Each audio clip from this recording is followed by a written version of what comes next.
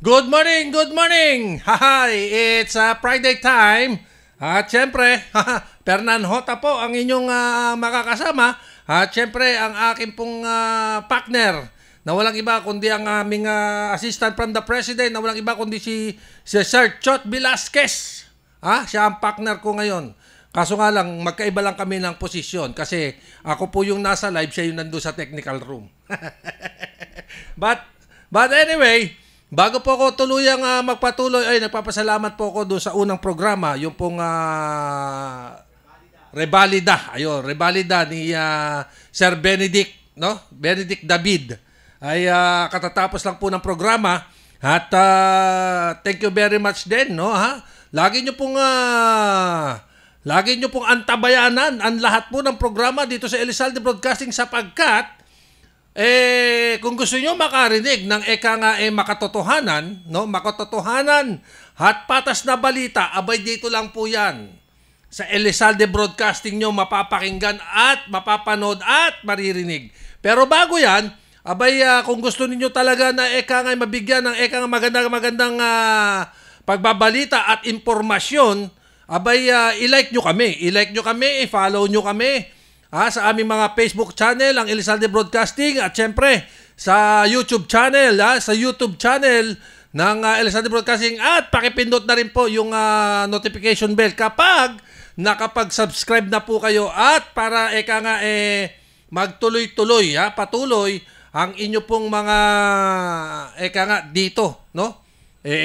Sa akin po kasi marami po akong gustong ibalita. Marami akong gustong kalampagin. Marami akong gustong ipaalam. Marami akong gustong malaman ng ating mga taong bayan, ng ating mga Pilipinong mahilig makinig ng mga balita, pero napakasarap, no? Napakasarap pong pakinggan, hindi ka nahuhuli sa balita pagdating sa sistema sistema ng ating gobyerno, no? Yun siya tawag na barangay, barangay, pulisya at gobyerno, no? Mas maganda rin, mas maganda rin po kasi kung meron pong ugnayan at talakayan na lagi po nating binabanggit dito po sa ating programang Alerto Balita. Binabati ko po si Ma'am Grace sa Bilyato. Nanonood po siya. Good morning kay Ma'am Grace, no? At ano na ba? Ano na nga pala yung kaganapan dito sa kay Banban Tarlac, Alice Guo. Ay talaga naman pong ginaguo yata tayo nitong taong ito. Alam niyo, sa totoo lamang, kapag pinapanood ko po ito pong sistemang ito ng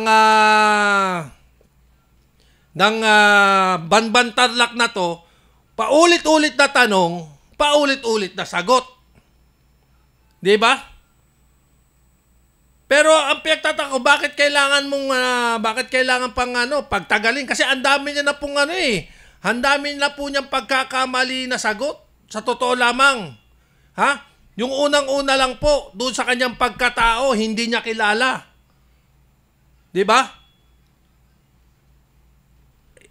Tapos, pag tinanong siya, kung tinanong siya nung una, kung kapatid niya yung si Siemen at saka yung isang guo na babae, nung una siyang tinanong ng ating butiing Senadora Risa Ontiveros, ang sabi niya ay hindi niya alam.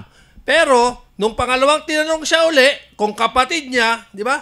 Kung kapatid niya yung dalawa, sabi niya, tinanong niya sa tatay niya. Tingnan mo nga, ibig sabihin, hindi niya alam na mayroon siyang kapatid. Di ba? Ikaw, Sir Chot, pag pinanganak ka, di mo kilala kapatid mo? Ako, pag pinanganak ako, tanungin mo ako, Sir Chot. Pag tinanong mo ko, oy, Fernan, sino yung kapatid mo? Abay, iisa-isahin ko. Iisa-isahin ko. Samantalang ikaw, tatanong ko po sa tatay ko. Di ba? Nagtanong po ako sa tatay ko at kinumpirm pa, Sir Chot. Kinumpirm po, ng tatay niya at ang sabi, anak, kapatid mo yan. Anak, kapatid mo yan. Ngayon, ginamit niya ngayon doon sa Senado, Sir Chot. Oh, tinanong siya, ito po ba inyong kapatid? Opo, Your Honor. Dapat ganun na lang mga sagot natin eh, di ba? Oh, hindi ko po alam, Your Honor. Opo, kinonfirm ko po sa tatay ko, Your Honor, kapatid ko po sila. Oh. Nagkasama kayo sa sa isang kumpanya. Opo, Your Honor. Oh, di ba? Sa iyo yung helicopter, binenta ko na po, Your Honor. Oh, hindi ba? May tunnel ka dun sa may tunnel ka dun sa isang bilyas. Hindi ko po alam, Your Honor. Oh, nakita. Ay, opo. Kailangan po kasi yung tunnel. Di ba? Pero, sa totoo lamang, isipin mo, sinabi pa nung ito pa masakit Sir Chot Ito yung nakakaano gagamitan pa ng lie detector. Gagamitan pa ng lie detector test si Miss Alice Guo para lang malaman kung nagsasabi ng katotohanan. Doon pa nga lang po sa unang sistema, sa unang bugso pa lang, hindi na nagsasabi ng totoo. Gagamitan pa ng lie detector test. Oh, ang tanong, sino po ang nagbigay? Sino po ang nagbigay sa kanya ng birth certificate at sinong gumawa? Oh, yun po ang malaking katanungan. Sino ang gumawa? Parang lang din to parang Captain's Peak yata. Ang dami-dami na po Pidea Leaks, Captain's Peak, Alice Guo Tarlac. 'Di ba? Ang dami na pong ginagawa ng ating mga senador, pero bago 'yan, kino-congratulate ko muna pala, Sir Chot, ang bagong Senate President. Francis Chis Escudero. No, Pero eto na naman, may nakita na naman akong kababalaghan. May paiyak-iyak pa.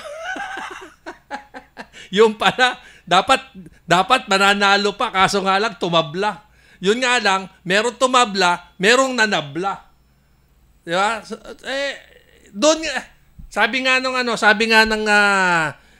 nung umalis na president, ganyan talaga ang politika, di ba? Ganyan po talaga ang politika, parang mga gurami, di ba? Merong gurami, yung kapwa mo gurami kailangan sumama sa iyo. At yung kapwa mo bangos dapat sasama sa iyo, hindi pwedeng ihiwalay, di ba? Masakit to, napasama janitor fish. Kaya nangyari, nagkaroon ng tablahan, di ba? Ngayon, kahit nasabihin mo pa sa akin na politika yan, masakit pa rin sa kalooban. Bakit? Kasi inaasahan Di ba? Inaasahan mo na yun, na tao na yun.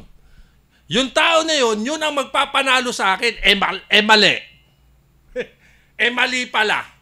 Di ba? Yun yung tinatawag na, may tunog dun May tunog dun na tunog Di ba? Meron tunog dun twang, twang, twang, twang. Di ba? Meron tunog ganun di ba? Wow, mali. Di ba? Marami kasing marami kasing dapat na baguhin. Pero anyway, malay natin dito sa bagong Senate President. Kasi kahit naman po bali-baliktarin po natin di ba? Kahit na po bali-baliktarin po natin o kahit na po iano po natin, ang siste po naman yan, iisa lang din ang paglilingkuran mo. Itong bansang Pilipinas pa din. Kahit na bali-baliktarin mo, di ba? Yun at yun pa rin naman ang yun at yun pa rin naman ang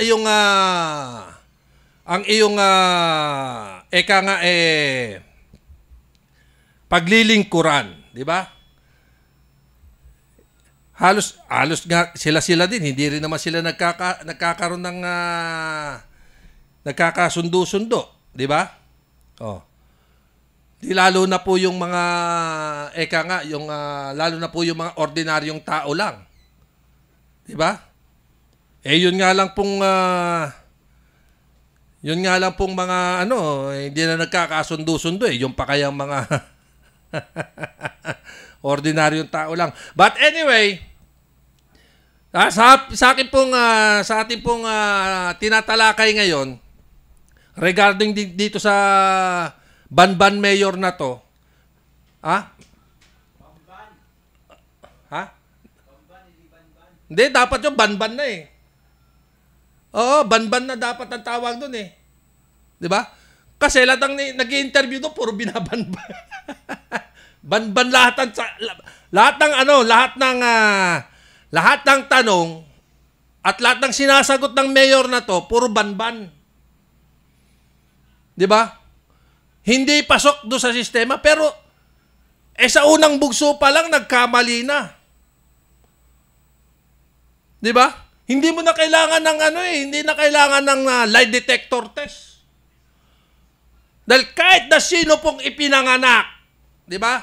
Kahit na winalangya ka ng nanay mo, kahit na yung tatay mo iniwan ka o isipin mo 12 taon kang iniwan, hindi mo kilala? 'Di ba? Samantalang ako, iniwan ako ng tatay ko 8 taon, kilala ko kapatid ko at nanay ko. Ikaw 12 taon, hindi mo kilala nanay mo? Imposible. 'Di ba? Imposible. Ginagawa mo lang kasi, baka iniisip mo na kaming mga Pilipino ay madadala mo sa mga ganung bagay. Kung, yun ang tanong, kung sasakay kami, kung sasakay, yung nag-iimbestiga sa'yo, doon sa gusto mong mangyari. Pero kung ako po ang tatanungin, doon pa lang po sa bugso ng investigasyon, abay deport ka na. 'Di ba?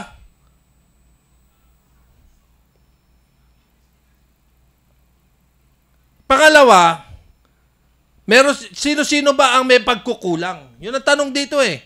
May pagkukulang ba ang COMELEC? May pagkukulang ba ang PSA? May pagkukulang. Kung sino man po, yung nga nasa likod ng sistema nito ni ng bayan ng Bamban na mayor, yun po dapat ang alamin. At kung paano siya nakapasok dito sa bansang ito na sinasabi niya na siya ay Pilipino. Ang nanay niya, Pilipina, ang tatay niya, Inchik. 'Di ba? Oh. Ang sistema nga ano nga ba, 'di ba? Ano nga ba ang pagkatao ni mayor? Ano ba ang klaseng pagkatao meron ka, mayora? Ikaw ba'y Pilipino o talagang Tsekwa ka? Dahil kung Tsekwa ka, abay wag ka dito magkalat. Dahil yung mga kalahi mo, todo-todo ang pagkakalat na rito. 'Di ba? O pinatutunayan mo lang na napakaluwag ng bansang Pilipinas kaya dito kayo nagpupunta. 'Di ba? Oh. Ngayon, kung hindi ka kung hindi ka na-discover, edi lahat-lahat na. Nakapasok na lahat. Sa bagay, kahit hindi ka pa na-discover, nakakapasok na sila rito eh. Nakakapagtrabaho na nga rito eh. Nakakagawa na nga ng katarantaduan dito. Nakakagawa na nga ng kung anong bagay dito. Di ba? Oh. Ang daming Chinese na gumawa ng kalokohan dito sa bansang Pilipinas na to. At aminin din sa akin o hindi, marami ring nakinabang sa mga Chinese na to. Yan po ang katotohanan.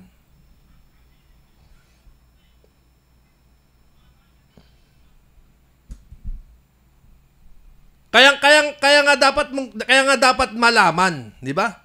Malaman at iniimbestigahan kung ano ang pagkatao ni Mayor Alice Guo, yung tatay, yung nanay, mga kapatid, yung mga ni-raid na pogo sa lugar ng Banban Tarlac, yung mga dineport na mga Chinese, di ba? Pero patuloy, di ba? Patuloy ang pag-iimbestiga, patuloy ang usapin, di ba? Ay, kung ang pagbabasihan ay Filipino citizenship ang pag-uusapan, laglag na to. Sa totoo lang, Sir Chot. Laglag na to. Kung ang pag-uusapan po natin ay Filipino citizenship, laglag ka na, Mayor Alice Guo. Sa totoo lang. Dahil mismong yung birth certificate mo, sinasabi mo, natural, hindi ka ang gumawa. 'Di ba? Merong ibang gumawa at merong dumoktor. Yun.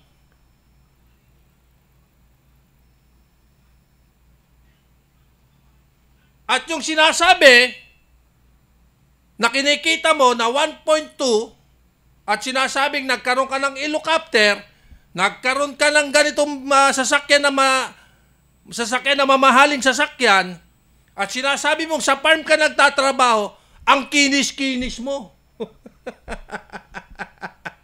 Di ba? At kung sinasabi mong ang sinasabi mo na ang business mo ano ba tawag doon? May term doon eh. Pagbababoy. Ha? Pagbababoy, pero yung mga sagot mo, binababoy mo kami. Tama lang din yung trabaho mo. Pero hindi mo mabababoy ang bansang ito. Yan lang ang masasabi ko sa iyo, Miss Guo. Hindi rin ako, alam mo yung sinasabing wala po akong karelasyon, wala po akong asawa, wala akong karelasyon, wala akong asawa, wala akong boyfriend, wala akong kalibin. Natural, hindi pa nga tapos yung hindi pa kasi tapos yung mission mo. 'Di ba? Ano ba ang ginagawa mo dito? 'Di ba?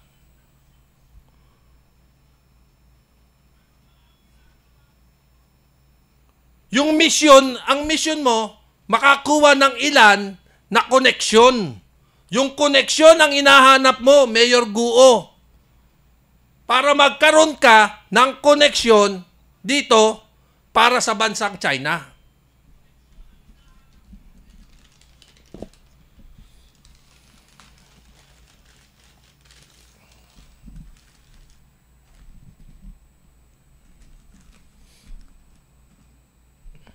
Di ba?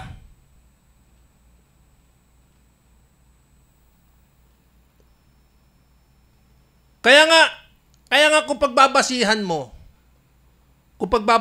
lahat ng mga sinasagot nitong mayor na to, matagal na dapat i-contempt.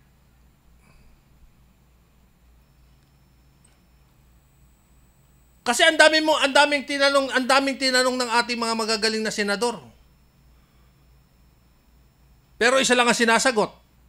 Your Honor, Your Honor, Your Honor, Your Honor. Pagdating sa uli, hindi ko po alam, Your Honor. Ano pa mangyayari? Di ba?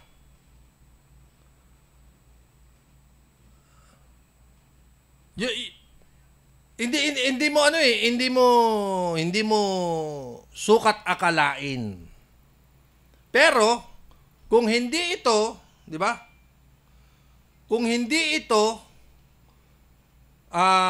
nabuking, magtutuloy-tuloy ito at hindi lang siguro sa Cagayan dadami ang Chinese. 'Di ba? At marami na rin pong Chinese dito sa atin, sa totoo lamang. Pumunta lang po kayo ng Baclaran. Baclaran. Going to Tambo sa nasasakupan ng asawa ni Bandolph Quezon, si Jenny Quezon, si Kapitan Jenny Quezon. Diyan lang po sa Metambo. Punta kayo. Halos parang China na yan. Parang Chinatown na. Puro China na po ang nandiyan dyan. Puro inchik na po nandiyan dyan. Puro Chinese na po ang lahat ng mga ano dyan, ng mga establishment dyan. At kadalasan, ang karamihan pa po dyan, ibinebenta na dahil yung pagbebenta nila sa mga Chinese national, doble. Doble ang binabayad. Kung ibebenta mo ng dating 3 million, gagawin nilang 6 million, makuha lang yung establishment. Ganon sila katindi. Ngayon, dahil mahirap ang Pinoy, may kahirapan si Juan de la Cruz, natural, kakagat. Kakagat. Di ba? At ganon din ang ginagawa ngayon ni Mayor Alice Guo sa Bamban, Tarlac. Kaya kung ako tatanungin mo, Mayor Guo, sa totoo lamang, ma'am. Diba? Oh.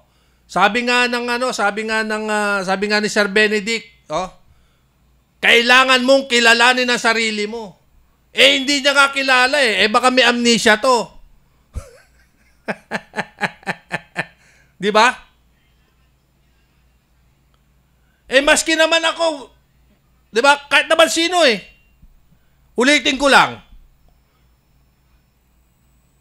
Pero ikaw mismo ang nagsabi, i-confirm ko sa tatay ko, kinonfirm mo sa tatay mo, at napag-alaman mo na yung dalawang tsekwa kapatid mo. Diba?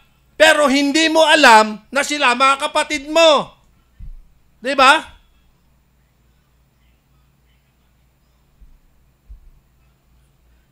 Pero yung una mong sagot, ang sabi mo, diba? Ang sabi mo, hindi ko po alam, Your Honor. At nag-confirm ako sa tatay ko, Your Honor.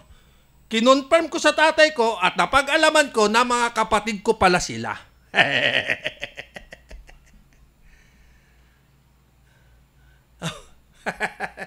Di ba? At ang sabi mo, sinanay mo, kasambahay. Kasambahay na binuntis ni tatay mo at ikaw ang lumabas. At iniwan ka, kumbaga sa pinalalabas mo, inabandona ka ng nanay mong Pilipina at ang tatay mo ang nagpalaki sa'yo, pero hindi dito sa China. Diba? Nasaan na kaya yung nanay? Yung nanay ngayon ang nasaan na? Saan na ngayon si nanay? Yun ang tanong doon ni Sir Chot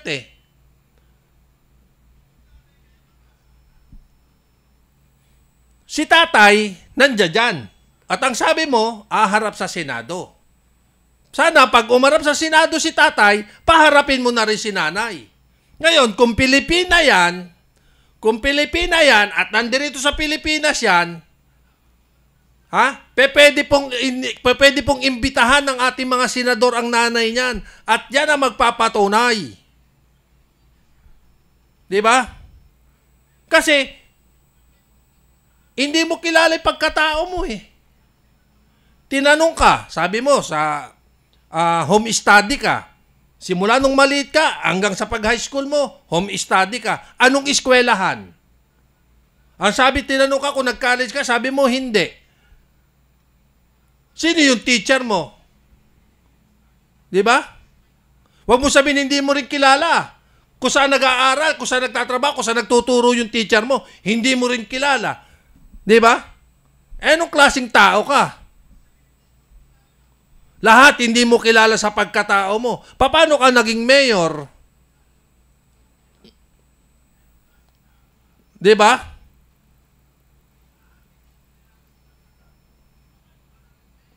Pag nag-file ka ng certificate of candidacy, aalamin siyempre.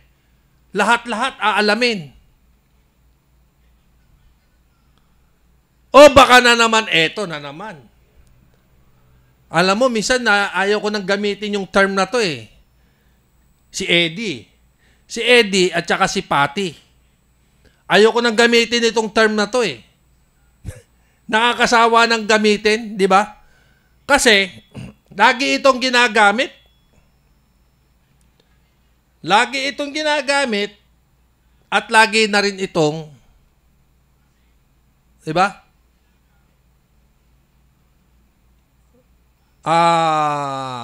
Lagi na lang itong pinag-uusapan, kumbaga. Ngayon, lulundag lang ako ng sandali dahil mga ilang minuto pa ba tayo, Sir Chot? Ha? Anuin ko lang, lulundagan ko lang ng konti. Katulad na lamang pong itong nasa Bohol, itong Captain's Peak na to, hanggang sa ngayon, simula nung ito'y binalangkas, o simula nung ito'y, ano ba tawag dito? Simula nung ito'y masilip ng gobyerno, hanggang ngayon tahimik.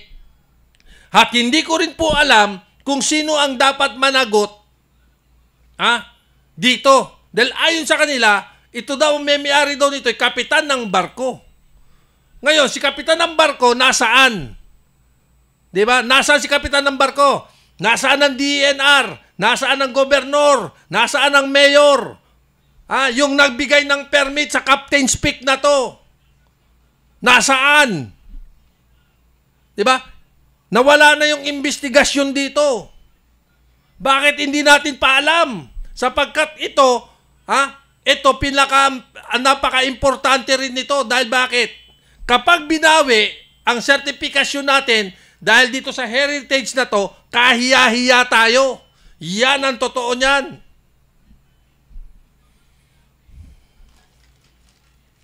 Di ba?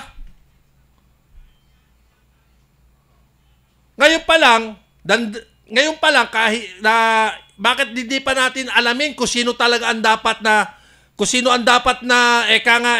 maparusahan. Ngayon, dito naman kay Mayor Alice Guo, kung talagang hindi to Pilipino, ayusin nyo na, i-deport nyo na. Huwag nyo na pagtagalin dito. Di ba? Ilagay kung sino ang dapat na mayor. Kung Pilipino, Pilipino. Ganun lang po yun. Okay? So, lagi ko lang po ulitin, sana maging maayos at matapos at malaman ng taong bayan kung sino si Mayor Alice Guo. Yun lang po yun. Tanong mo nga kay Alice Guo kung marunong siya mga Pampangan. Diba? Itanong mo nga kay Miss Alice Guo yung, ano ba yun? Meron kasing, sa Kapampangan yung nasa Pokemon sa lalam ng tete. Itanong mo nga sa kanya kung alam niya yon. Tsaka yung, meron pa isa yung, makanano kang kanyan. Ayun, yung mga ganon, yung mga term ng mga Kapampangan. Marunong bang magkapangpangan si Alice Guo? Magandang itanong din niya kung magkakapangpangan si Alice Guo para malaman natin. Kasi, kung talagang doon siya, lihitin mo siya, fluent yan. Fluent na magaling na mga kapangpangan yan. Di ba? Kung doon siya lumaki sa Bamban, Tarlac, fluent siyang mga kapangpangan. Okay? So, gano'n pa man, ay siguro sa araw po ng Lunes, ay mabigyan din natin ng pagkakataon pa, no? At kung magkakaroon ng pagkakataon at mapupuntahan natin yung Banban Tarlac, sasadyain po ng Elizalde Broadcasting po yan kung sakali na tayo mabigyan ng pagkakataon. So maraming salamat po doon po sa mga sumubaybay po sa atin, sa ating programang Alerto Balita ngayong araw po ng Biyernes. At syempre, antabayanan po ninyo yung susunod na programa, yung kadiskarte ni Tita Mel Elizalde ngayon pong hapon. At syempre sa lahat po ng programa ng Elizalde Broadcasting. Maraming salamat po doon sa mga ating mga kababayan na patuloy na sumusubaybay sa programang Alerto Balita. Ito po si Fernan Hota, ang inyo nakasama sa loob po ng kalating oras ng ating pagsasama at pagbibigay ng impormasyon sa kaganapan sa ating bansa. Maraming salamat po at God bless.